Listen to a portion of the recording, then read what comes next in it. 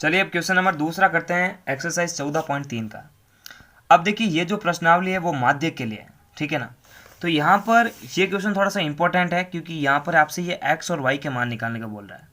अब देखिए कभी भी एक्स और वाई जैसा क्वेश्चन आ रहा है तो उसके अंदर हमेशा आपको माध्यक दे रखा होता है। इसका मतलब आप जो सूत्र लगाते हैं उस सूत्र की जगह आप ये माध्यक की जगह ये अप्लाई कर सकते हो आप, यानी जो लेफ्ट हैंड साइड में है आप उस माध्यक को लिख सकते हो। तो देखिए इसको कैसे करते हैं, हमेशा हमारे को पता होता है कि माध्यक का कोई भी सवाल हो उसके अंदर वर्ग अंतराल, बारंबारता और एक नया कॉलम सी एफ का होता है। तो देखो मैंने अपने इसको नोटबुक में बना रखा है, तो इसको इस तरह से ही आपको जो है अपने नोटबुक के अंदर करना है। तो देखिए मैं सबसे पहले आपको जो है माध्यक का फॉर्मूला लिख के बता देता हूँ। आप देख सकते हैं कि माध्यक का जो फॉर्मूला था वो क्या होता है कि m बराबर एल प्लस कोष्टक n बटा 2 माइनस सी एफ बट्टा एफ इंटू एच। अब देखिए एच जो होता है वो वर्ग अंतराल के मध्य गैप होता है, एफ होता है कि एफ आई के अंदर, यानी जो एफ आई वाली जो लाइन है या जो एफ आई वाला कॉलम है, अब एफ आई बोलते हैं किसको, बारंबार तक कोई तो बोलते हैं, तो ये जो सेकंड होता है वो एफ आई के लिए ही होता है। अब एफ जो एफ है वो हमेशा एफ आई के कॉलम से ही बाहर आएगा। अब एफ आई के कॉलम से जो है सबसे बड़ी बारंबारता जो होती है वो एफ होती है, जो सबसे बड़ा मान होगा वो एफ का होगा। और सी एफ कैसे होती है, एन बटा 2 कैसे होती है, एल कैसे होती है, तो इनको जो है हम ज्ञात करेंगे इसी के माध्यम से। लेकिन जब माध्यक की बात आती है तो माध्यक को बड़े एम से, यानी मीडियन को जो है बड़े एम से ही प्रदर्शित करते हैं। तो देखिए एक कॉलम जो है एक्स्ट्रा बनता है और वो कॉलम होता है सी एफ का। किसका होता है, सी एफ का। तो यहाँ पर देखिए वर्ग अंतराल एफ आई अब मन से बनता है सी एफ, ठीक है।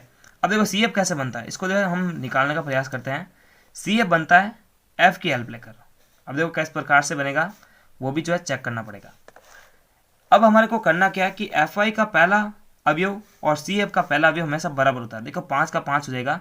अब इसको जो है इस प्रकार से जोड़ते जाना है। 5 का 5 हो गया, अब 5 को जो है एक्स के साथ में जोड़ना है, फिर जो योग आएगा उसको इसके साथ में। तो देखो इस प्रकार से जोड़ते हुए चलना है। तो 5 प्लस एक्स हो जाएगा 5 प्लस एक्स। उसके बाद में 5 प्लस एक्स को 20 के साथ में जोड़ना है। तो देखो कितना हो जाएगा 5 प्लस एक्स प्लस 20। तो देखो 20 और 5 25 हो जाएगा, तो 25 प्लस एक्स आ जाएगा। उसके बाद में 25 प्लस एक्स को 15 के साथ में जोड़ना है, तो ये हो जाएगा 40 प्लस एक्स। अब 40 प्लस एक्स को वाई के साथ में जोड़ना है, तो ये क्या बनेगा 40 प्लस एक्स प्लस वाई। उसके बाद इसको 40 प्लस एक्स प्लस वाई को जो है इसके साथ जोड़ेंगे, 40 और 5 हो जाएगा 45 प्लस एक्स प्लस वाई। अब देखिए हमेशा जो एफ आई का कॉलम होता है और उसका जो योग होता है उसको अपन एन बोलते हैं। देखो यहाँ पर ध्यान रखना आप कि सिग्मा एफ आई को जो है हमेशा एन बोला जाता है, यानी जो एफ आई का कॉलम है और उन सभी का जो योग बन रहा है वो सिग्मा एफ आई होता है।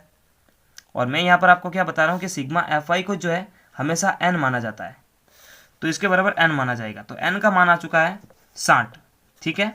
अब हमारे को चाहिए एच चाहिए। तो देखिए एच जो होता है वर्ग अंतराल के मध्य गैप होता है, तो एच भी निकल जाता है। 10-10 का गैप है तो एच बराबर हो जाएगा 10। अब निकालते हैं अपन एफ। एफ होती है सबसे बड़ी बारंबारता एफ आई के कॉलम के अंदर। देखो सबसे बड़ा मान जो है वो 20 का है, तो ये तो हमारा हो गया एफ हो जाएगा।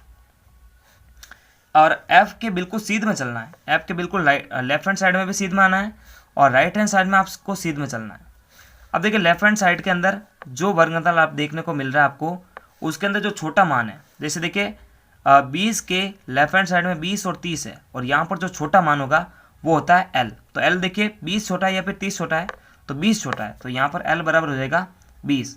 अब देखिए राइट हैंड साइड में भी चलना है, लेकिन राइट हैंड साइड में जो सीध जो मान होता है उसको सी एफ नहीं मानते हैं, सी एफ मानते हैं इसके एक ऊपर वाले को। जैसे देखिए 25 प्लस एक्स तो इसके सीध में आ रहा है, बस ये ना लेकर इससे जो ऊपर एक है उसको लेना पड़ता है। ऐसे समझ लो कि ऐसे चल के जो है इस प्रकार से चल के ऐसे बनना पड़ता है, यानी ये जो चिन्ह होता है ये इंपॉर्टेंट होता है, ये वाला चिन्ह ऐसे बढ़ के ऐसे करके ऐसे करना पड़ता है, ठीक है। तो इसके सीध में नहीं लेना है, हालांकि लेफ्ट हैंड साइड में जो कॉलम आ रहा था उसके अंदर जो है सीधे कॉलम का यूज़ किया, लेकिन इसमें जो है राइट हैंड साइड के अंदर सीधे कॉलम का यूज़ नहीं किया, इससे ठीक एक ऊपर वाले को सी एफ मानता है। तो देखिए सी एफ यहाँ पर 25 प्लस एक्स नहीं है, 5 प्लस एक्स है, तो सी एफ कितना निकलता है 5 प्लस एक्स। तो देखिए सारे मान आ चुके हैं, अब इन सभी मान को जो है हम यहाँ पर जो है रख देते हैं।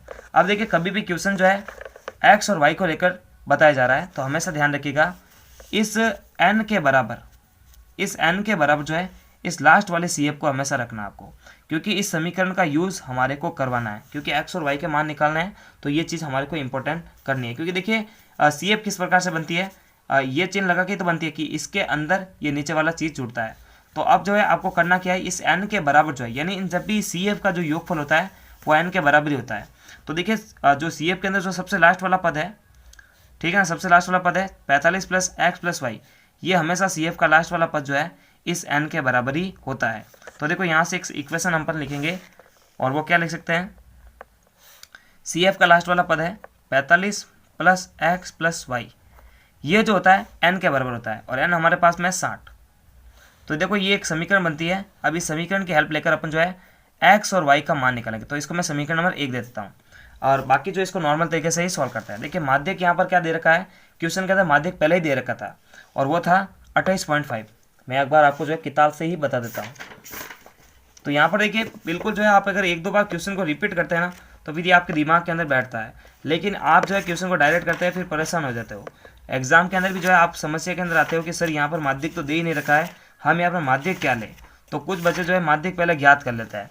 तो देखिए माध्यक ज्ञात करने की आवश्यकता है ही नहीं, इसके अंदर पहले ही माध्यक इन्होंने दे रखा है 28.5। तो यहाँ पर मैं क्या लिखूंगा इसकी जगह 28.5 बराबर L कितना दे रखा था, L दे रखा था 20, तो L 20 हो गया प्लस n बटा 2, तो n हमारे पास में था 60 बटा 2 माइनस CF कितना था 5 प्लस x था। अब देखिए हमेशा ध्यान रखो आप कभी भी माइनस का चिन्ह बाहर की तरफ है और CF जो है इस प्रकार से आ रही है कि एक अंक है और एक ABCD वाला अंक है। तो ऐसी व्यवस्था के अंदर इसको कोष्ठक में बंद करना जरूरी होता है। आप क्या करके इसको डायरेक्ट कर देते हो, डायरेक्ट करने पर कभी भी आंसर नहीं निकलता है। तो हमेशा ध्यान रखो यदि माइनस के बाद में कोई सिंपल संख्या तो वो डायरेक्ट गुणा हो जाती है, लेकिन माइनस के बाद में कोई अंक है और उसके साथ में भी जो है ABCD का जुड़ा हुआ कोई पद है, तो ऐसे के अंदर जो है आपको माइनस के बाद में उस पूरी व्यवस्था को जो है कोष्ठक में बंद करना है। इसको 5 प्लस एक्स जो है खुला नहीं लिखना है, नहीं तो फिर आंसर कभी भी नहीं निकलता है क्योंकि कैलकुलेशन ही रॉन्ग हो जाएगी। बट्टा एफ कितना निकलता है हमारा, वो भी 20 निकलता है, इंटू एच है हमारे पास में 10। अब देखिए इसको बाद में जोड़ेंगे या घटाएंगे, सबसे पहले जो है इस वाली पूरी वैल्यू को इंटू करते हैं, नहीं तो फिर इसको ऐसा भी कर सकते हैं कि इस 28.5 में जो है ये 20 घटाना हमारे को, तो इस 20 को इधर अपन जो है ट्रांसफर करते हैं, ये प्लस का इधर आके हो जाएगा माइनस का 20। तो देखो 28.5 में से निकल जाएगा 20, इधर क्या बचेगा 60 बटा 2। तो 60 बटा 2 का मतलब क्या होगा 30 हो जाएगा। ये माइनस 5 से इंटू के बनेगा माइनस का 5, ये माइनस प्लस के x से इंटू के बनेगा माइनस का x बट्टे के अंदर।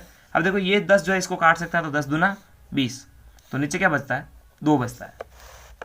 अब देखना इसमें से ये घटने पर जो है क्या आएगा, 28.5 में से अगर 20 घट जाए तो आएगा हमारे पास में 8.5 आ जाएगा, और इधर जो है 30 में से 5 चला जाए तो 25 आएगा, 25 और माइनस का x, ये नीचे बच रहा 2।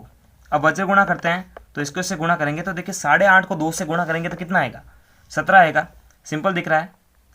8 और 8 तो 16 हो जाएंगे और जो 0.5 है 0.5 पे जुड़ के बन जाएगा 1 अधिक, तो 16 प्लस 1 17 हो रहा है और डायरेक्ट भी दिख रहा है वैसे तो 17 हो जाएगा 25 माइनस एक्स। अब क्या करेंगे x का वैल्यू चाहिए, तो हम क्या करेंगे इस x को जो है लेफ्ट हैंड साइड में लाएंगे और इस अंक को उधर ले जाएंगे, क्योंकि समीकरण का नियम होता है कि लेफ्ट हैंड साइड में ABCD से जुड़ा पद होना चाहिए और राइट हैंड साइड में अंक होना चाहिए। तो देखिए राइट हैंड साइड के अंदर जो है हमारे पास में अंक होने चाहिए, जबकि ये अंक जो है लेफ्ट हैंड साइड में, तो इसको इधर और इस माइनस के x को जो है उधर होना चाहिए, यानी राइट हैंड साइड के अंदर ABCD वाला पद होना चाहिए। तो ये माइनस का इधर आके हो जाएगा प्लस का x, और 25 तो अपनी जगह पे ठीक है, ये प्लस का उधर जाके हो जाएगा माइनस का। तो x का वैल्यू कितना निकल के आ रहा है, 25 में से 17 चला जाएगा तो बचेगा 7, ठीक है ना। वापस एक बार चेक करते हैं, 25 में 17 निकलेगा तो 8 बचेगा, ठीक है ना, 8 बचेगा। तो कैलकुलेशन के अंदर कभी मिस्टेक होना नहीं चाहिए, ये जो है थोड़ा सा इंपॉर्टेंट रोल अदा करता है। तो 25 में से 17 चला जाएगा, बचेगा हमारे पास में 8। तो x का वैल्यू आ चुका है। अब x की वैल्यू की सहायता से अपन जो है y का वैल्यू भी निकालेंगे। इसलिए मैंने आपको जो है सबसे पहले कहा था कि आपको जो है समीकरण जो है 1 बनानी है। तो समीकरण 1 क्या थी, ये थी 45 प्लस एक्स प्लस वाई बराबर 60, यही तो थी ये वाली, तो इसको मैंने लिख दिया है।